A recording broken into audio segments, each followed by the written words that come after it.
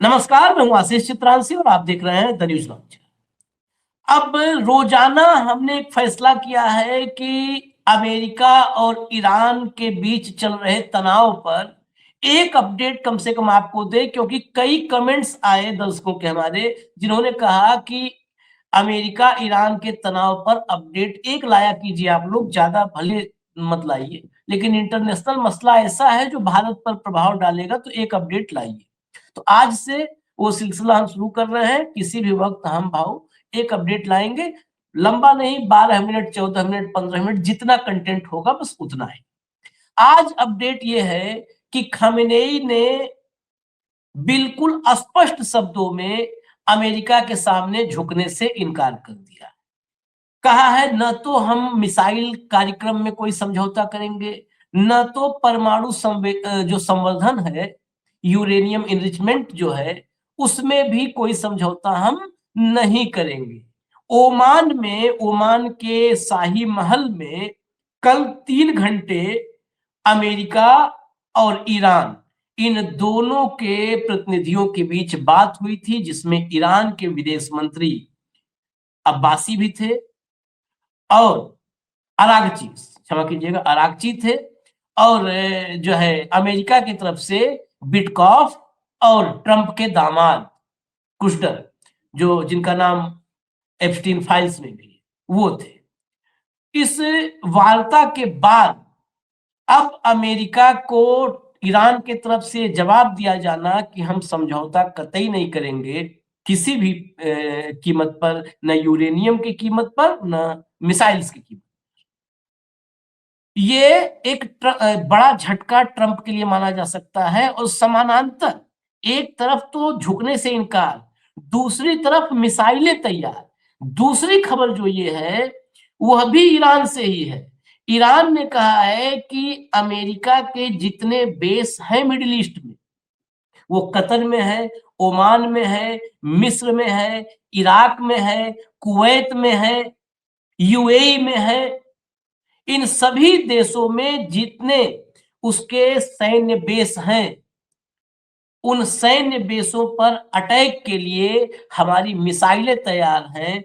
और उन देशों के लिए भी उन्होंने ऑफिशियली जारी कर दिया है कि अगर हम कतर या ओमान के या मिस्र के या इराक के जो अमेरिकी सैन्य अड्डे पर हमला करते हैं, तो वो देश उससे अपने खिलाफ ईरान का अटैक ना माने, वो अमेरिका पर अटैक होगा, उस देश पर अटैक नहीं होगा। ये स्पष्टता जो है ये बता रही है कि ओमान की वार्ता में बात बन नहीं पाई। भाव को लाइए और थोड़ा इन डेप्थ एनालिसिस इसका करेंगे हम। आपको मैं हेडलाइंस कुछ दिखा दूं। हेडलाइन लाइए भैया, एक एक करके दिखा दीजिए। देखिए, क्या अमेरिका ईरान के बीच होगी जंग, खामेनेई का साथ देने वाले देशों को झटका, ट्रंप ने बताया पूरा। ये खबर भी एक प्राइमरी खबर है। यहाँ पर क्या किया है, जितने जैसे रूस से तेल लेने पे भारत पर 25% टैरिफ ठोका था अमेरिका ने, ये अमेरिका एक टैरिफ का डॉलर, उसके पास इतना तगड़ा हथियार है, उसके जरिए ये टैरिफ ठोक करके इकोनॉमी को ब्लॉक कर देता है। जो काम वेनेजुएला में किया था, वेनेजुएला के इकोनॉमी को ब्लॉक किया पहले, जो है उस पर प्रतिबंध लगा करके। फिर जो चोरी छिपे टैंकर्स जाते थे, अपनी नौसेना लगा करके वो चोरी छिपे टैंकर्स को भी रोक दिया। तो पूरी तरह इकोनॉमी को ब्लॉक कर दिया उसके, और फिर उठा ले आए मादुरो को। अब ईरान के साथ बहुत सारे देश तो ट्रंप की धमकी के बाद व्यापार बंद कर दिए। जो भी उसके साथ व्यापार कर रहे थे, जिससे ईरान की इकोनॉमी चल रही है, उन पर टैरिफ ठोकने का फैसला किया। अगली हेडलाइन लाइए। ये जो है ना, ये फैसला और उकसावे भरा है ईरान के खिलाफ। ईरान झुकने को तैयार नहीं, अपनी शर्तों पर हो रही अमेरिका से बात, खामेनेई तय करेंगे वक्त और मैदान। ये ईरान की तरफ से है कि जो कहते ना फिल्मी डायलॉग कि जगह भी और वक्त भी हम तय करेंगे, वो राजकुमार टाइप का डायलॉग, तो वो वही है कि जगह वक्त सब खामेनेई तय करेंगे और झुकेंगे नहीं। अगली हेडलाइन लाइए। अगली हेडलाइन, यूएस बेसों को टारगेट करेंगे अगर, ये ईरान ने अमेरिका को हमले को लेकर चेताया, ओमान वार्ता के बाद तनाव बरकरार। ये है इंपॉर्टेंट कि अगर ओमान के साथ में जो वार्ता हुई, इसके बाद अगर कहीं कोई भी गुस्ताखी करता है अमेरिका, तो सीधा कह दिया उसने, घुमा फिरा के नहीं कि हम जवाब देंगे। जनरली होता है ना कि हम करारा जवाब देंगे, करारा जवाब नहीं, स्पष्ट कर दिया कि यूएस बेसेज को हम टारगेट करेंगे, उस पर हमला करेंगे। अगली हेडलाइन लाइए। ईरान को यूरेनियम संवर्धन से तो अमेरिकी हमला नहीं रोक पाया, अब्बास अरागची ने खारिज की ट्रंप की शर्त। बिल्कुल, ये ईरान के विदेश मंत्री हैं, ट्रंप की शर्त को इन्होंने पूरी तरह खारिज कर दिया। अब भीतर जरा दो खबर दिखा दीजिए, जो दो तीन है। देखिए, ईरान ने, अब्बास अरागची ने साफ कर दिया है कि अमेरिका उसको न्यूक्लियर फ्यूल के एनरिचमेंट को खत्म करने के लिए नहीं कह सकता है। अपने मिसाइल प्रोग्राम को रोकने से भी ईरान ने इनकार कर दिया है। ईरान ने इसे सुरक्षा से जुड़ा मसला कहा है। ईरान की ओर से मिसाइल प्रोग्राम और यूरेनियम संवर्धन रोकने जैसी ट्रंप प्रशासन की मुख्य शर्तों को खारिज किया है। मुख्य शर्त क्या थी? मिसाइल प्रोग्राम और यूरेनियम इनरिचमेंट रोकना, और दोनों खारिज कर दिया। अब ट्रंप अपना मुंह ले घूमे, वहां थोड़ा ना कोई 56 इंच वाला है, वो कम इंच है लेकिन जवाब कर रहा है। इसके बावजूद दोनों पक्षों ने बातचीत जारी करने का फैसला लिया है। ईरान केवल परमाणु मुद्दे पर चर्चा चाहता है, जबकि अमेरिका मिसाइल कार्यक्रम जैसे मुद्दों को वार्ता में शामिल करना चाहता है, लेकिन ईरान नहीं तैयार है। आगे बढ़िए, आगे चलिए। अब्बास अरागची ने कहा कि एनर्जी जरूरत के लिए यूरेनियम संवर्धन ईरान का अधिकार है, जिसे वह निश्चित तौर पर जारी रखेगा। ईरान के परमाणु ठिकानों पर हमला करने के बाद भी अमेरिका उसके इस हक को खत्म नहीं कर पाया है। अरागची ने कहा कि उनकी सरकार यूरेनियम संवर्धन को खत्म करने या इसे देश से बाहर भेजने पर कतई सहमत नहीं है। आगे चलिए। ईरान ने अमेरिका को चेतावनी दी है। अमेरिका दुनिया चेतावनी देता है, अब देखिए पूरा मामला पहले लाइन में उल्टा है। ईरान ने अमेरिका को चेतावनी दी है कि यदि अमेरिकी बलों ने उस पर कोई हमला किया, कोई गुस्ताखी की, तो जवाबी कार्रवाई में वह मिडिल ईस्ट में मौजूद अमेरिकी सैन्य ठिकानों को सीधे निशाना बनाएगा। ईरान के विदेश मंत्री अब्बास अरागची ने कतर के एक न्यूज चैनल को दिए इंटरव्यू में कहा कि इस तरह की कार्रवाई को उन देशों के खिलाफ हमला नहीं माना जाना चाहिए जिनमें अमेरिकी बेस स्थित है। हम आगे भी दिखा देंगे अमेरिकी बेस कहाँ का मैप पे आपको, लेकिन पहले भाऊ पास चलते हैं। भाऊ, अब इस आमने सामने में अलग अलग एनालिसिस है कि रिजिम चेंज से लेकर सब कुछ, लेकिन ईरान अब कहीं पर भी झुकता नजर नहीं आ रहा है, और अपना सबसे मजबूत बेड़ा ईरान के पास खड़ा करने के बावजूद अमेरिका यहां पर बैकफुट पर नजर आ रहा है। उधर एप्स्टीन फाइल खुल रही है। क्या युद्ध होगा? और होगा तो कहीं ये बयाना उल्टा तो नहीं पड़ेगा, क्योंकि आयरन डोम को दिखा चुका है ईरान उसकी औकात इजराइल के साथ पिछले भिड़ंत में।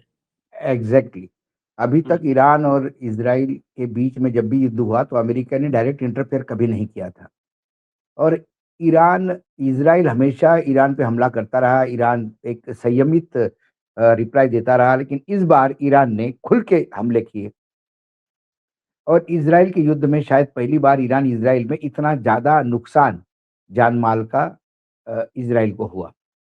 उसके बाद इजराइल के प्राइम मिनिस्टर हवा में घूमते रहे, और उसके बाद अमेरिका गए, अमेरिका से मदद मांगी। फिर अमेरिका ने अपने क्लस्टर बॉम्ब की खेप भेजी, वो बॉम्ब वहाँ पे फेंके गए, लेकिन वो न्यूज़ इतनी लीक हो गई थी कि इन्होंने पहले ही ट्रकों से संवर्धित यूरेनियम वहाँ से शिफ्ट किया था नए लोकेशन पे, जो किसी को पता नहीं था। साथ ही साथ ही वहाँ जो डैमेज हो गया वो रेक्टिफाई भी करा, क्योंकि ज़्यादा डैमेज नहीं कर पाए वो बॉम्ब भी। और अमेरिका भी समझ में आ गया अमेरिका को कि अपने बॉम्ब डालने के बाद भी कोई खास फर्क नहीं है, सरेंडर की मुद्रा में आने को तैयार नहीं है, और उसके तुरंत बाद ईरान ने अमेरिकन बेसों पे हमला किया। ये हो चुका है जो मैं बता रहा हूं आपको, और आपने भी सुना होगा। लेकिन इस बार अमेरिका बहुत केयरफुली चल रहा है, और होता है ना कि आप ये प्रयास करके देखो, वो प्रयास करके देखो, वो प्रयास करके देखो, कहीं तो झुकेगा मामला, कहीं तो, क्योंकि अब ट्रंप के तर्कस से तीर निकल चुका है। ट्रंप बैकफुट पे आएगा तो बहुत बड़ी नालस्ती होगी। ट्रंप युद्ध करने में अभी पूरी हिम्मत नहीं जुटा पा रहे, ये भी मैं बात बता रहा हूं, क्योंकि ये ईरान का युद्ध कहीं वर्ल्ड वॉर तीसरा न शुरू कर दे, जिसका भयानक आरोप लगातार ट्रंप पे लग रहा है। अब ऐसे में क्या हुआ, ट्रंप की कुछ डिमांड्स थी। डिमांड थी कि आप आपका एटॉमिक कार्यक्रम जो है वो पूरा बंद करें, संवर्धित यूरेनियम संवर्धन का काम बंद करें, बैलिस्टिक मिसाइल बंद करें, अंदर जो विद्रोह चल रहा है उनसे कॉम्प्रोमाइज करें, क्योंकि एक डीप स्टेट नाम का एक टूल किट भी अमेरिका के पास है जो हमेशा यूज करता है। उन्होंने वो यूज ईरान ने भी किया। अब उसके चलते क्या हुआ, वो भले ही उन्होंने ईरान के शाह के कंधे से बंदूक चलाई जो निर्वासित अमेरिका में जीवन जी रहे हैं, लेकिन उसमें नुकसान ईरान के लोगों का हुआ। हजारों कोई लोग मारे गए, हजारों की तादाद में लोग, और वो पूरा जो विद्रोह है वो कहीं ना कहीं आयरन हैंड से खेमेनी सरकार ने उसको कहीं ना कहीं दमन करने की बात हुई है।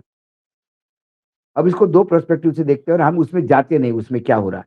लेकिन जब आपका डीप स्टेट का एक्सपेरिमेंट फेल हो गया, दूसरे तरफ ईरान मजबूती से परमाणु कार्यक्रम में लगा है।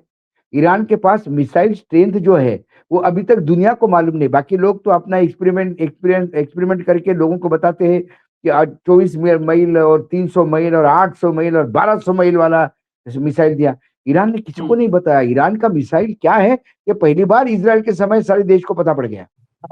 एक डर सा है और इनके तरकश में कितने तीर हैं। ईरान चुप नहीं बैठता, अमेरिकन बेस पे हमला करके ईरान ने बोल दिया कि जो बोलते वो करके दिखाते हैं, पोपटपंची नहीं है सिर्फ। तब ऐसे माहौल में अमेरिका ने बैकडोर से बातचीत की शुरुआत की। ये बातचीत की शुरुआत अमन में हुई, ओमान में। और ओमान में, जो ओमान की कैपिटल है, वहां बुरा मस्कत में बातचीत हुई। बड़े अजीब तरीके से बातचीत है। अब इस बातचीत को हम क्या करें, इनडायरेक्टली टॉक कह सकते हैं, अप्रत्यक्षित बातचीत। मतलब अमेरिका का डेलीगेशन एक होटल में बैठा है, एक होटल में ईरान का डेलीगेशन बैठा है, और सबसे पहले वो जो बेचारे ओमान के विदेश मंत्री है, अब मैं उनको विदेश मंत्री ही कर सकता हूं, वो बद्र अबुल सैदी, ये विदेश मंत्री है ओमान के। वो पहले ईरान के पास जाते हैं, उनको समझाने का प्रयास करते हैं, उनसे कागज लेके दूसरे होटल में अमेरिका के पास जाते हैं, उनको समझाने का प्रयास करते हैं और फिर इधर जाते हैं। अब इस 2-3 दिन के मीटिंग में, अब इस मीटिंग में कौन कौन थे ये भी देखने वाली बात है।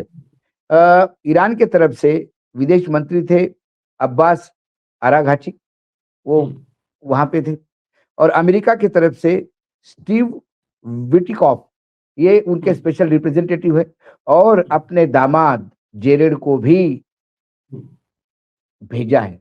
जब दामाद को भेजा है ससुर ने, तो आप समझ सकते हो कि ससुर चाहता है कि ये शांता वार्ता होगी। और साथ मोसाद में भी, हाँ मोसाद भी, सब है साथ में, मिलिट्री कमांडेंट वगैरह के भी फोटो आए हैं इससे। लेकिन ये बातचीत ऐसी हो गई। तो ये बातचीत का पहला दौर समाप्त हुआ, और पहले दौर पे ये बात बताई गई है कि बातचीत अच्छे तरीके से शुरू हो गई है। अगली बातचीत की डेट तय होनी है, जो ट्रंप तय करेंगे, और अगली बातचीत होगी। दूसरे दौर में जाना, इसका मतलब पहले दौर में कुछ पॉजिटिव हाथ में आया। ईरान ने कैटेगरिकली बता दिया बातचीत सिर्फ परमाणु पे होगी, चर्चा सिर्फ परमाणु पे होगी, यूरेनियम संवर्धन पे चर्चा नहीं करेंगे, बैलिस्टिक मिसाइल पे तो बिल्कुल ही नहीं करेंगे, क्योंकि हमारा दुश्मन इजराइल हमारे सीने पे बैठा हुआ है। बैलिस्टिक मिसाइल तो हमको चाहिए, उसमें कोई चर्चा नहीं। यह हमारी देश की सुरक्षा की बात है। देश के अंदर होने वाले विद्रोह और जो भी देश के अंदर होने वाली गड़बड़ी, ये हमारा आंतरिक मामला है, ये भी बातचीत का हिस्सा नहीं होगा। बातचीत का हिस्सा सिर्फ परमाणु होगा, और परमाणु पे बातचीत करना हो तो बातचीत करो। शायद अमेरिका मान गया होगा, तभी तो दूसरे दौर में बातचीत जा रही है। इनने कहा किसी हालत में नहीं। साथ में ये भी कह दिया, अच्छा दोनों तरफ से दोनों एग्रेशन भी चल रही है, इधर बातचीत चल रही है, अप्रत्यक्ष रूप से मैंने बताया 2 होटल में अलग अलग बैठे, इधर से उधर भाग रहा है वो आदमी। दूसरी तरफ विदेश मंत्री जो है ईरान के, उनने बार बार चेतावनी दी, हमला हुआ तो जवाब मिलेगा। कल ये तो मत सोचना खुर्रम कि तैनात कर दी, कल जो है बोलिए। कोरल 4 तैनात कर दी, बहुत तैनात कर घातक दिए ना। मिसाइल। अरे आप मुझे बताइए, आप उनके मुहाने आके अपना बड़े बड़े शिप्स डिस्ट्रॉयर और मिसाइल डिस्ट्रॉयर और सब ला के खड़े कर दोगे, आपका सैन्य के जितने भी बेस ऐसे पूरे मिडल ईस्ट में, उसको आप स्ट्रेंथनिंग करोगे, तो ईरान क्या चुप बैठेगा क्या? उसने भी पोजीशन ली, ये पोजीशनिंग है। आपने वहां पे बड़ा जंगी बेड़ा ला के खड़ा कर दिया, हमने मिसाइल तैनात कर दिए। आप हमला करोगे, हमले की तैयारी है, लेकिन ना वो हमला कर रहे, ना वो मिसाइल दाग रहे, पोजीशनिंग चल रही है, क्योंकि बैकडोर से बातचीत चल रही है। इसी बीच में उनके कड़े तेवर देखते हुए अमेरिकन प्रेसिडेंट ने अपने विदेश मंत्री, वित्त मंत्री और गृह मंत्री से साथ मिलके उनको एग्जीक्यूटिव ऑर्डर निकाले हैं। 2 एक्ट के तहत ऑर्डर निकाले। एक एक्ट है international emergency economic power act और दूसरा है national emergency act.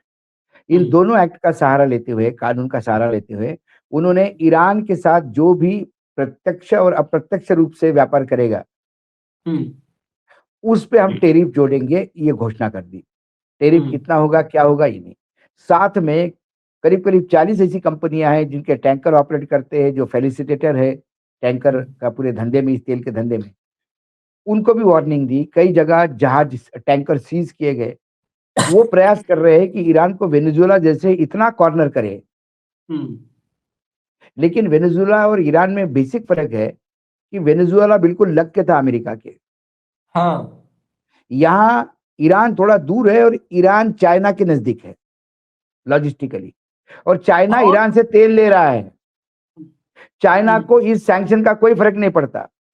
Chinese tanker को हाथ लगाने की हिम्मत नहीं करेंगे। चाइना का तेल आपने रोका, चाइना पूरा आपका रेयर अर्थ मटेरियल रोक देगा, आपकी सारी इंडस्ट्रीज बंद हो जाएगी। चीन ही पास नहीं है बाबू, इजराइल भी पास है ईरान के, ये ज्यादा खतरा है।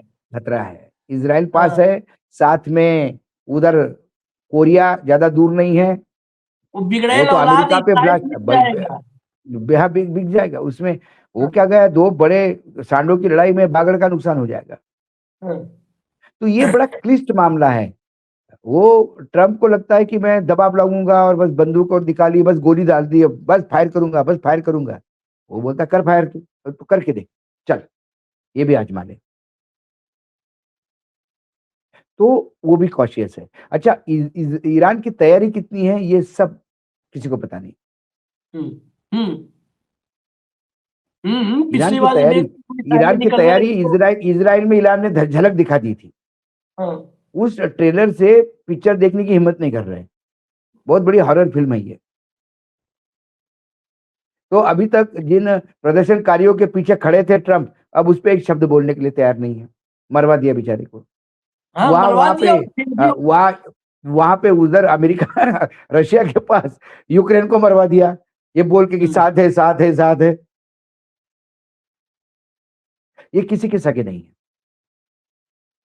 तो ये जियोपॉलिटिकली जो सिचुएशन बन रही है आशीष जी, इसमें मुझे ऐसा नहीं लगता कि इमीडिएटली युद्ध होगा। हाँ, ये बातचीत का दौर और अगले दौर में बातचीत जाएगी और बहुत जल्दी डेट आएगी। लेकिन स्थिति इतनी बेकार है कि बातचीत में अक्रॉस द टेबल नहीं बैठ रहे हैं, एक दूसरे के सामने भी नहीं बैठ रहे। इसके पहले भी कुछ साल पहले ऐसी ही बातचीत हुई थी, वो भी अप्रत्यक्ष रूप से हुई थी।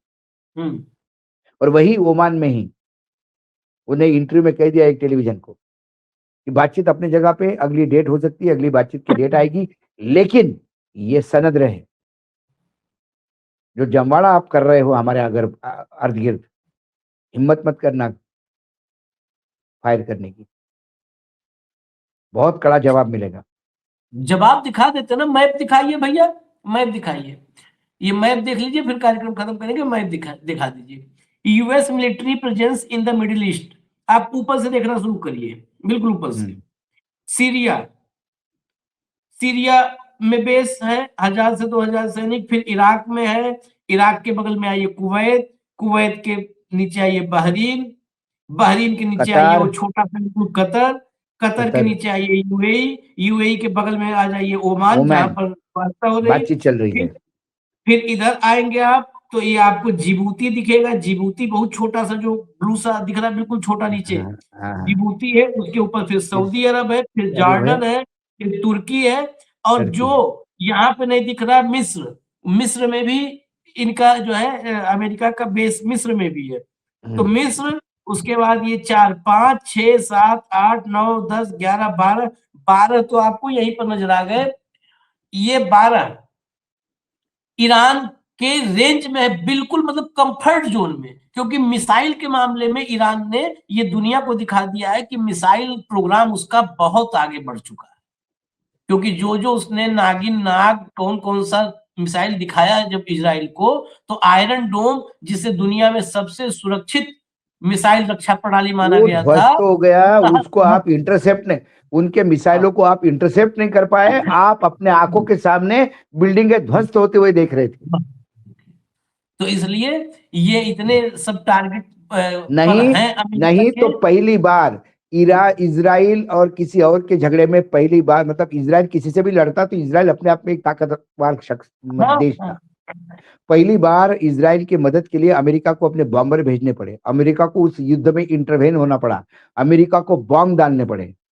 और ऐसा इजराइल को नहीं कि अमेरिका बचाना। बॉम्ब डाल के, अमेरिका में बॉम्ब डालने के बाद ईरान ने ये कहा होगा चलो हमारा कम ही नुकसान हुआ छोड़ देते तुमको ना, जितना नुकसान हुआ वैसा ही इन्होंने तुरंत वार्निंग कतर में देके, वार्निंग कतर देके कतर में बोला कि हमला कर रहे हैं, और हमला हुआ, हाँ, और वो नुकसान झेलते रहे। कतर में क्या खैर, चलिए इजाजत दीजिए, फिलहाल हमें अपडेट मिडिल ईस्ट पे ईरान पर जो भी होगी हम लेकर के आएंगे, और अब कोशिश करेंगे कि रोज एक 15 मिनट 18 मिनट 20 मिनट का एक कार्यक्रम ले आए। धन्यवाद भाव, बहुत बहुत धन्यवाद, नमस्कार।